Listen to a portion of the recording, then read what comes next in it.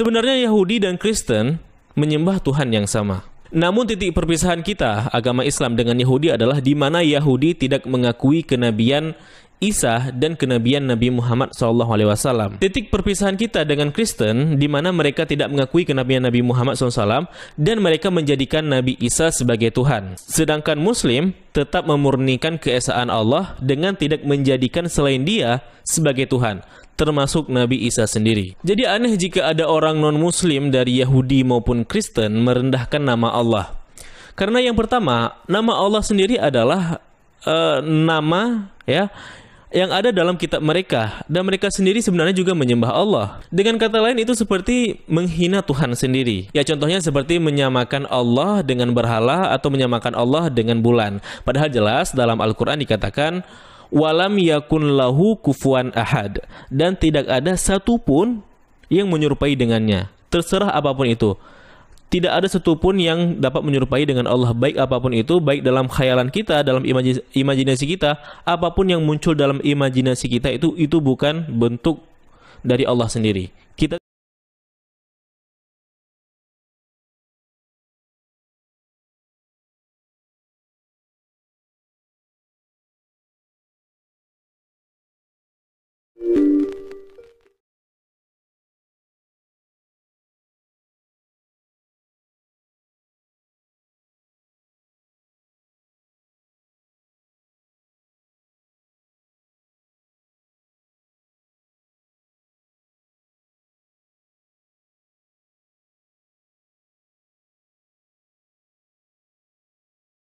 Shalom bolo-bolo ini manis. Berjumpa lagi kali ini dengan saya Gracia Pilo.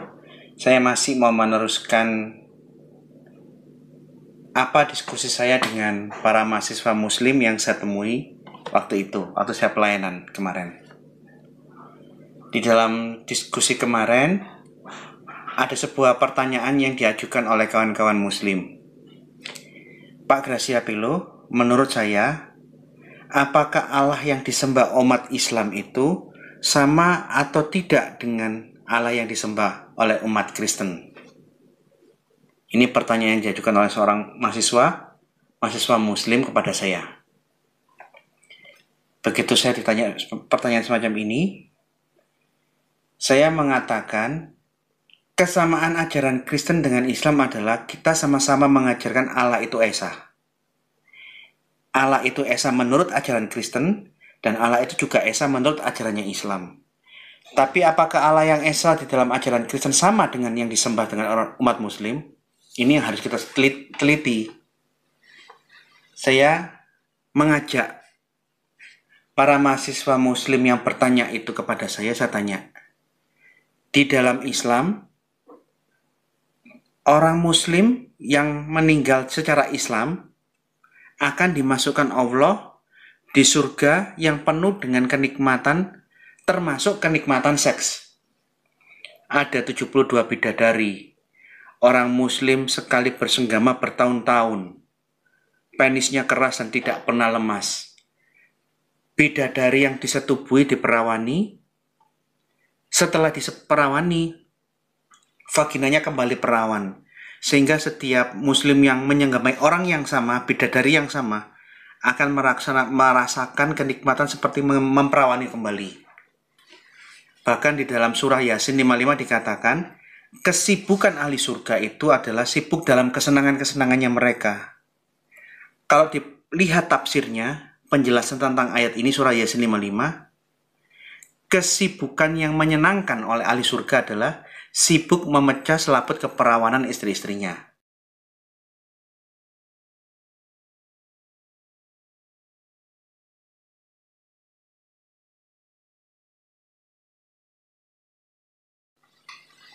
Sedangkan di dalam iman Kristen, Yesus berkata, begitu dia ditanya apakah di surga ada kawin-mawin, jawaban Yesus terhadap pertanyaan itu adalah, yang pertama kali, kamu sesat.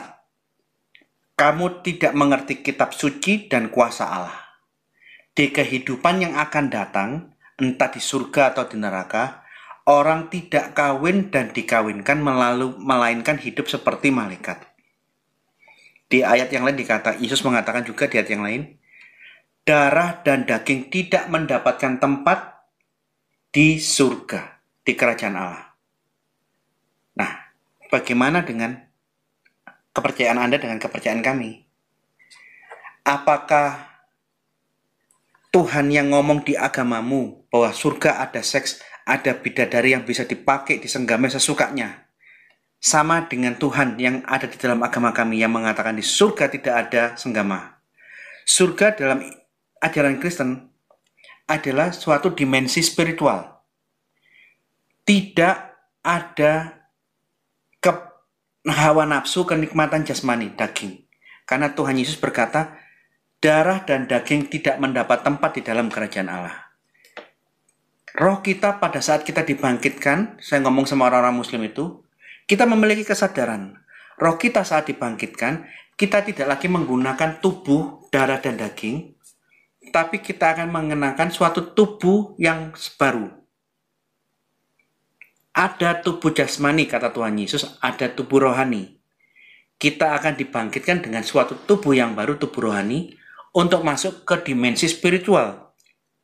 Nah, seperti apa nanti kondisi kita di saat kita mengenakan tubuh rohani, di saat tubuh kita dibangkitkan, mengenakan tubuh rohani? Terus terang saya tidak bisa jawab karena saya belum pernah mati dan belum pernah mengalami itu. Sejauh yang saya ketahui, Alkitab mengajarkan seperti ini. Nah, kan berbeda dengan Islam. Di surga itu ada kesenangan jasmani dan kesenangan rohani. Oleh karena itu, senggama, hubungan seks, hal-hal yang memuaskan hawa nafsu ini, kesenangan jasmani ini, memang ada dan diajarkan dalam iman Islam. Sekarang saya mau tanya, menurutmu ini sama apa enggak Tuhanmu sama Tuhanku? Dari pengakuan mahasiswa-mahasiswa muslim dia mengatakan tidak, ini berbeda. Termasuk saya tambahkan lagi, contoh kedua, ada perbedaan yang tidak bisa dipertemukan antara agamamu sama agama kami. Segala hubungan seks terhadap yang selain istri, selain pasangannya, itu zina dan dosa di dalam agama kami. Tapi di dalam agamamu beda. Kalian boleh memiliki banyak istri, sampai 4. Bahkan kalau sudah punya istri 4, masih mau bersenggama dengan wanita yang lain di luar yang 4 istri ini, diizinkan kalau itu budak atau tawanan perang. Milkul yamin, milik yang direbut dengan tangan kanan. Bahkan saya tidak lupa membukakan tafsir Ibnu Katsir, dan saya minta mahasiswa-mahasiswa Islam yang berdiskusi dengan saya, termasuk mu'alaf dari Katolik itu, untuk segera mendownload tafsir Ibnu Katsir. Silakan baca dan lihat penjelasan tafsir Ibnu Katsir untuk surah An-Nisa 24. Wanita-wanita tawanan perang sekalipun dia masih memiliki suami, boleh digauli.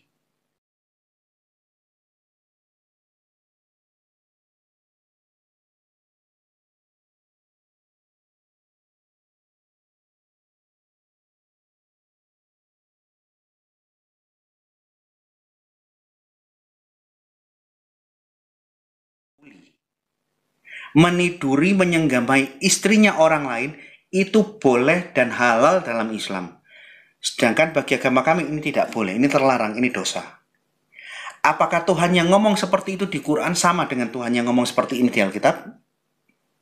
Silakan Anda yang jawab sendiri. Dan puji Tuhan mereka menjawab, berbeda ajaranmu dengan ajaran kami. Jadi saudara, ini yang ingin saya sampaikan. Islam dan Kristen punya kesamaan, yaitu sama-sama mengajarkan Allah itu Esa. Tapi apakah Allah yang Esa yang kami imani sama dengan Allahnya Muslim? No. Tuhan kami memberikan ajaran-ajaran yang dalam banyak hal bertolak belakang dengan apa yang diajarkan oleh Allahnya Islam kepada agamanya Islam, umat Islam. Jadi, sama-sama nyembah Tuhan. Saya nyembah Tuhan, umat muslim menyembah Tuhan, agama-agama lain menyembah Tuhan. Katanya sama, Tuhan. Tapi makna Tuhan dari berbagai agama, makna kata Allah dalam antara Islam dan Kristen, itu tidak bisa sama dan jangan dipaksa sama. Ya, ini aja yang ingin saya bagikan. Terima kasih. Tuhan memberkati. Sampai berjumpa lagi di postingan-postingan yang akan datang. Shalom. أيها الناس